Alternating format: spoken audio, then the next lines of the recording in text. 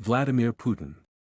Vladimir Vladimirovich Putin was born in Leningrad on October 7, 1952, and is the current president of Russia, in addition to having served as a former KGB agent in the Foreign Department and head of the Soviet and Russian secret services, KGB and FSB, respectively. Putin held the presidency between 2000 and 2008, in addition to having been prime minister twice, the first between 1999 and 2000, and the second between 2008 and 2012. Putin has ruled Russia since Boris Yeltsin resigned in 1999. His first government was marked by profound political and economic reforms, statism, new tensions with the United States and Western Europe, rigidity with the Chechen rebels, and the rescue of the Russian nationalism, attitudes that are partly reminiscent of the Soviet regime and Tsarism. Among the most notable events of his government is the decree that allows the appointment of Russian district governors by the president himself. The restoration of Russian control over the breakaway Republic of Chechnya, the unexplained murders of several of its political opponents such as Anna Politkovskaya and Alexander Litvinenko. And the end of the Russian economic collapse. Also the nationalization of strategic sectors that until then were in the hands of the Russian oligarchs and the consequent arrests of many of them and various diplomatic disagreements with NATO. The most memorable of them being the discussion over the establishment of missiles in Eastern Europe, which led Putin to publicly criticize U.S. international policy and Russian support for separatists in Ukraine, after that country had aligned itself with the Atlantic Alliance. For 16 years, Putin was an officer in the KGB, the Soviet Union's secret service, rising to the rank of lieutenant colonel. He would retire from military activities to enter politics, in his hometown of St. Petersburg, in 1991. He moved to Moscow in 1996, to be part of the administration of then-President Boris Yeltsin, in which he grew quickly, becoming president on December 31, 1999, when President Yeltsin unexpectedly resigned. Then Putin would win the election the following year, becoming the de facto president of Russia, being re-elected in 2004. Putin was barred from running for a third term in 2008, as, at the time, the Russian constitution only allowed 2 consecutive terms. As such, his ally Dmitry Medvedev would be his successor, which would lead to Putin's choice as the country's prime minister, a position he held until the end of Medvedev's presidency. In September 2011, Putin announced that he would run for a third term in the following year's elections, sparking protests in major cities across the country. As expected, Putin was re-elected for another 6 years, in his third term, which is scheduled to end in 2018. Putin has been widely blamed for the return of Russia's political stability and economic progress, ending the crisis of the 1990s. During Putin's first term, 1999 to 2008, real profit increased by a factor of 2.5, and wages more than tripled.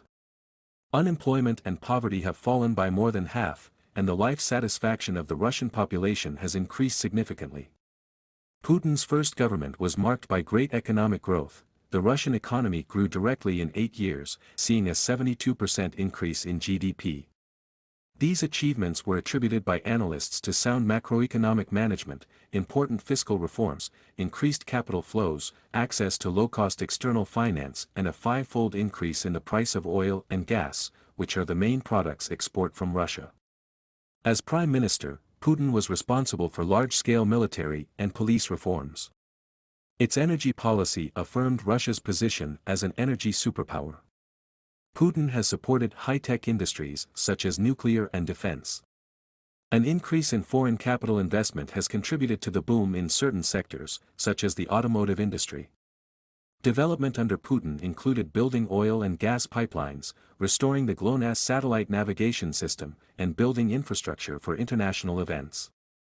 In Russia, Putin's leadership enjoys considerable popularity, with high overall approval ratings.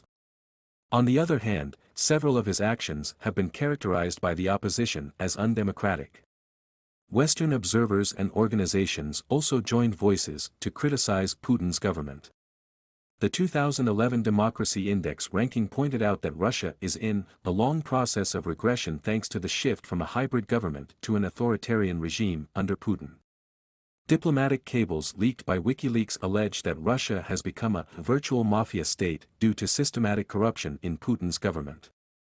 Some critics describe him as a dictator, allegations Putin himself unconditionally denies. Putin projects a public image of an adventurous, virile man, always engaged in dangerous and unusual activities.